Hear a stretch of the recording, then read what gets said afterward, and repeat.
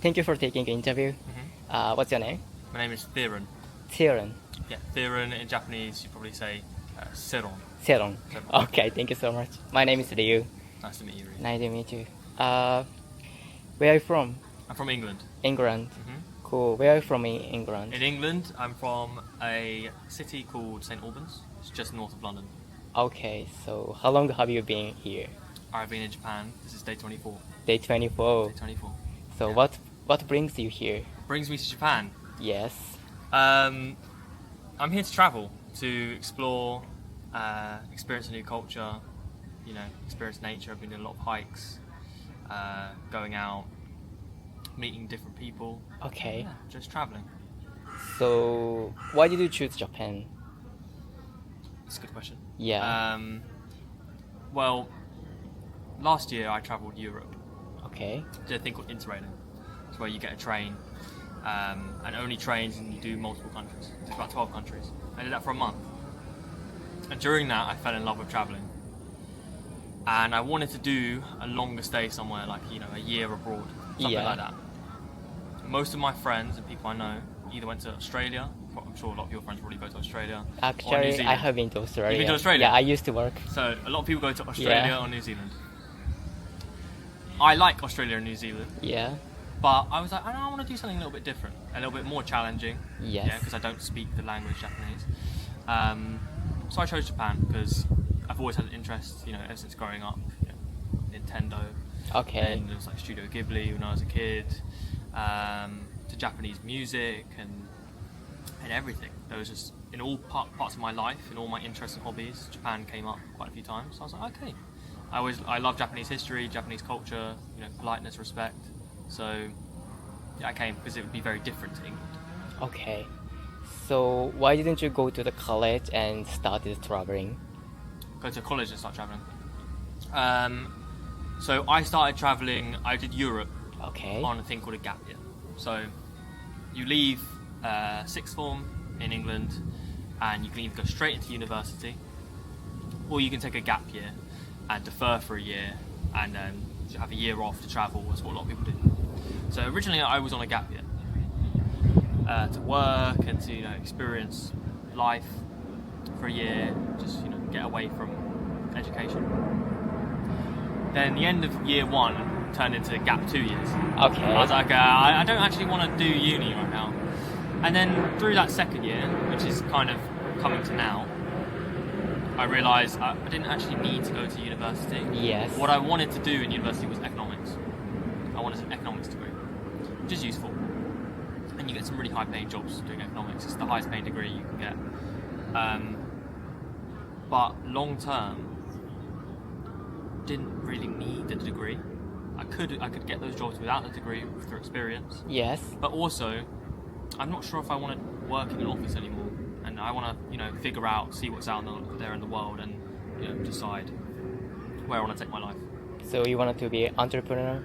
Yeah, that's more like it. Yeah, more self-employed. I prefer being self-employed, my own hours, working for myself.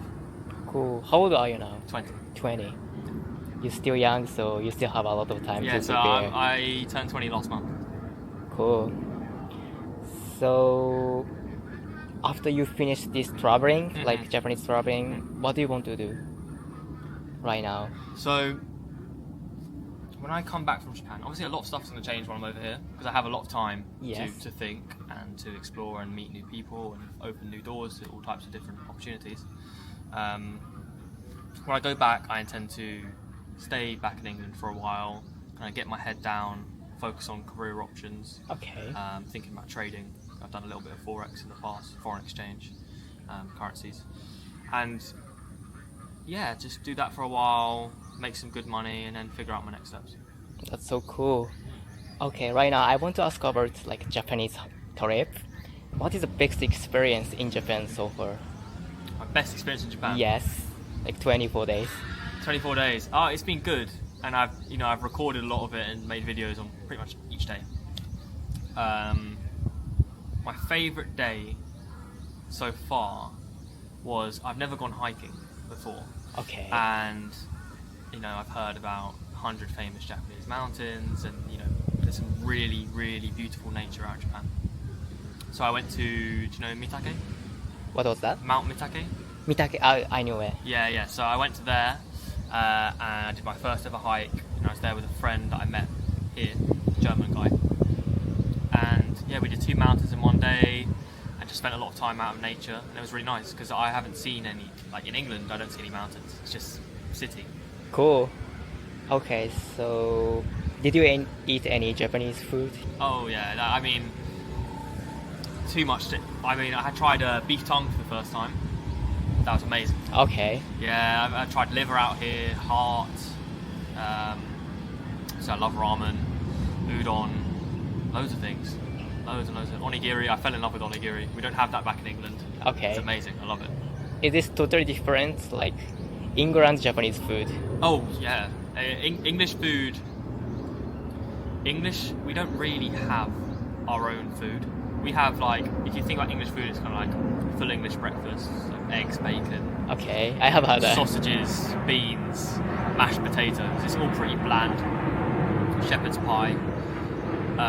But in England, we eat a lot of different cuisines. We have Indian food, we eat a lot of Chinese food, a lot of Thai food.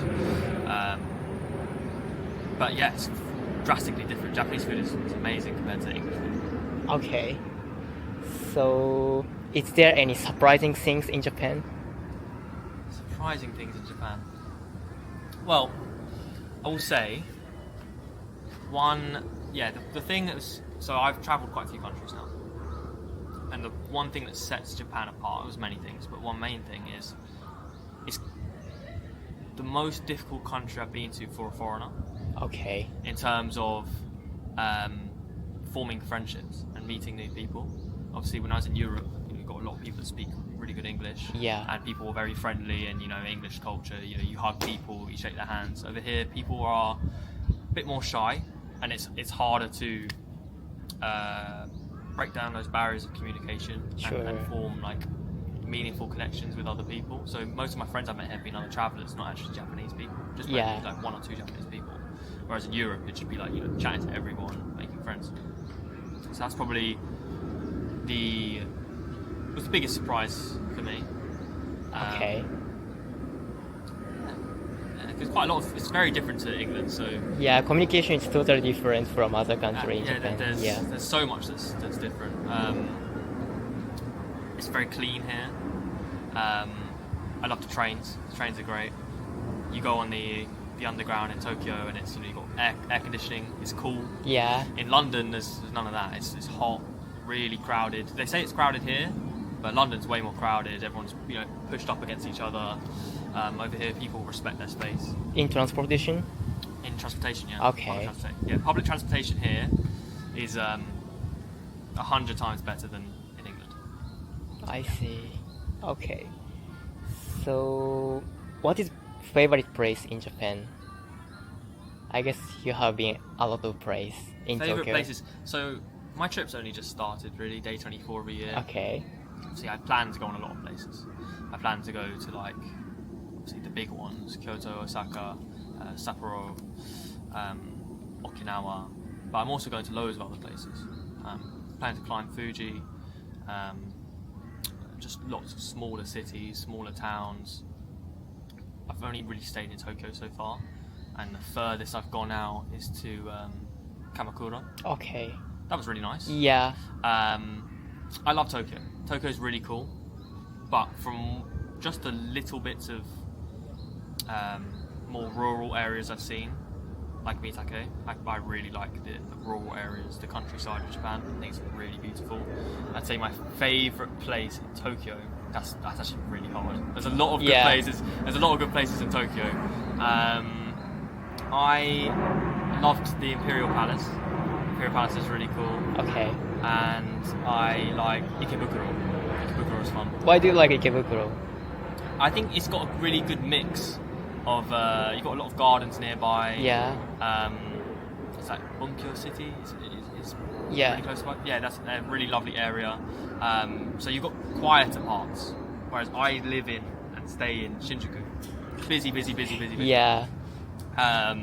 So I think Ikebukuro's got a good mix of things. Okay. That's interesting. So you said you don't speak Japanese, right? I don't speak Japanese. So do you feel do you feel any language barrier in Japan? Yeah, like goes into the communication thing. I think because Japanese and English as languages Yeah. are so very different that it's very hard for an English person to learn Japanese. I think it's very hard for a Japanese person to learn English to the same level. Obviously, native level and fluency is really difficult. That's right. In Europe, it's much more common. You know, most people speak 2 languages in Europe and speak English really well.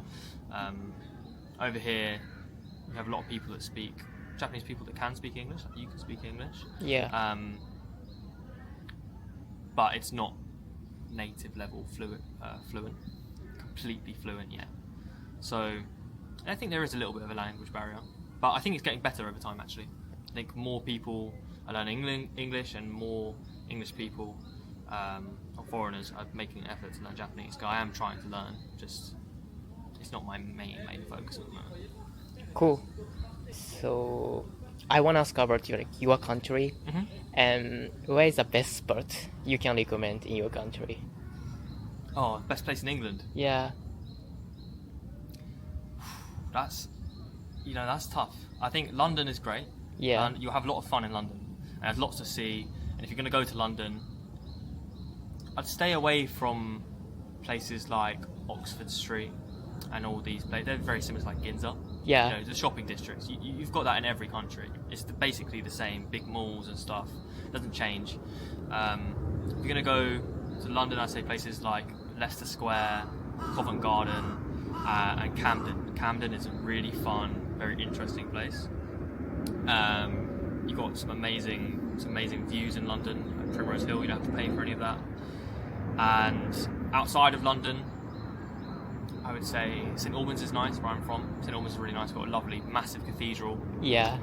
And it's very much quieter. Some really nice parks and lakes. But up north, it's a lot more cheap up north. Places like Sheffield, really fun places. They've got a different accent to me though, very different accent. And then way up north, you've got places like the Lake District. Lake District's really good if you like hiking and just more countryside stuff. Okay. So could you give any advice, like who want to come to Japan, who want to come to your country in the future? Advice to enjoy as much as possible. To come to England? Yes. I would say English people are very friendly. You know, you'll be fine. If you want to go to England, you'll be fine. There's pretty much, if anything, people will think you're too nice. Okay. There's nothing like coming as an English person to Japan. You've got to be kind of, tone it down a little bit. Don't be so loud. Be more polite and be more respectful. If you're already polite and respectful when you go to England, you'll have no problems. Pub culture, you like drinking. Pub culture is really fun in England, and I think England's generally quite an easy place to get around. Okay. Yeah. That's all. Thank you so much. No worries. Thank you for taking time.